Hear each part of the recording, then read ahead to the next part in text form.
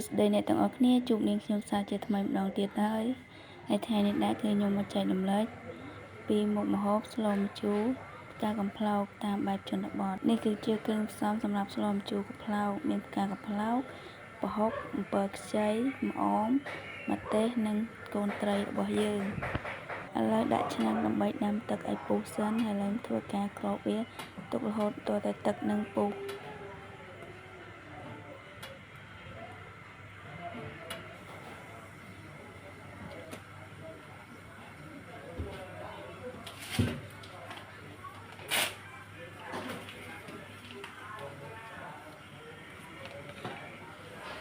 ឥឡូវគឺថាទឹករបស់យើងហ្នឹងគឺបានពុះហើយបន្ទាប់មកទៀតហ្នឹងគឺយើងធ្វើការដាក់ផុកដើម្បីជ្រុំឥ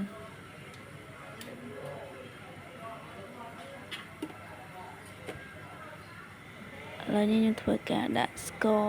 ដាក់អំបិលប៊ីចេងនិងអំពិលទុំចូលសិនចាំយើងជ្រុំប្រហុកយើង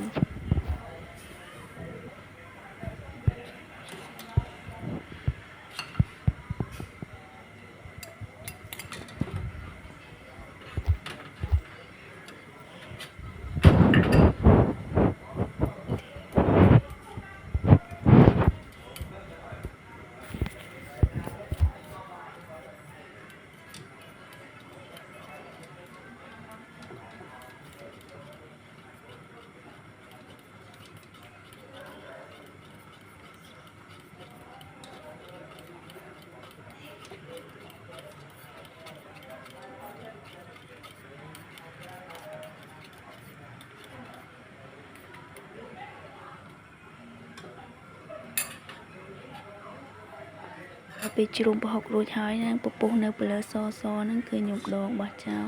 គឺខ្ញុំមិនទុកទេអ្នកទាំងអស់គ្នាឥ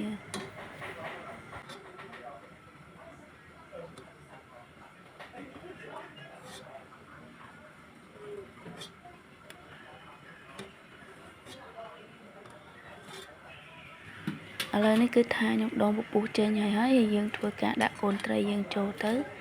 បន្ទាប់ពីដាក់កូនត្រីចូលរួចហើយខ្ញុំក៏ធ្វើការគ្របឆ្នាំងទុករហូតដល់ត្រីយើងនឹងគឺឆ្អិនចាំយើងដាក់គ្រឿងផ្សេងចូលទៀតឥឡូវយើងធ្វើការគ្របឆ្នាំងវាសិនទៅឥឡូវគឺថាម្ហូបរបស់ខ្ញុំមិនទាន់ឆ្អិនទេប៉ុន្តែឥឡូវគឺម៉ោង 5 ហើយមាន់ល្ងាវហើយឥឡូវគឺថាត្រីរបស់ខ្ញុំនឹងគឺបានឆ្អិនហើយខ្ញុំក៏ធ្វើការដាក់បន្លែយើងចូលទៅគឺផ្កាកំប្លោកយើងហ្នឹងហើយនឹងម្អមនិងម្ទេសយើងដាក់ចូលត្មងតែហើយយើងធ្វើការកូរបន្តិចក៏ធ្វើការគ្របទុករហូតដល់តែបន្លែយើងនឹងឆ្អិនគឺប៉ុណ្ណឹងជាការស្រេចយើងអាចញ៉ាំបានហើយ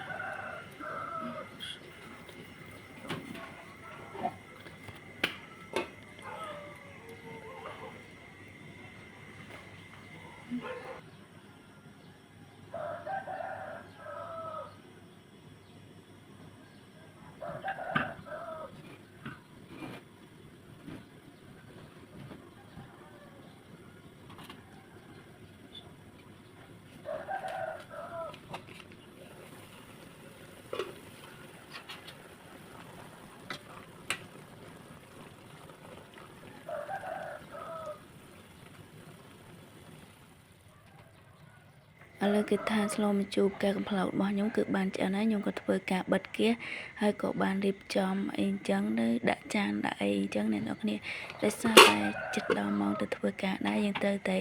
ទៅងូតទឹកងូតអីពាក់កៅអៅសិនឥឡូវខ្ញុំរៀបចំហើយគឺថាវីដេអូរបស់ខ្ញុំគឺមានប៉ុណ្្នឹងទេហើយនឹងជួបខ្ញុំនៅពេលក្រោយម្ដងទៀតអរគុណសម្រាប់ការទស្សនាបាយបាយ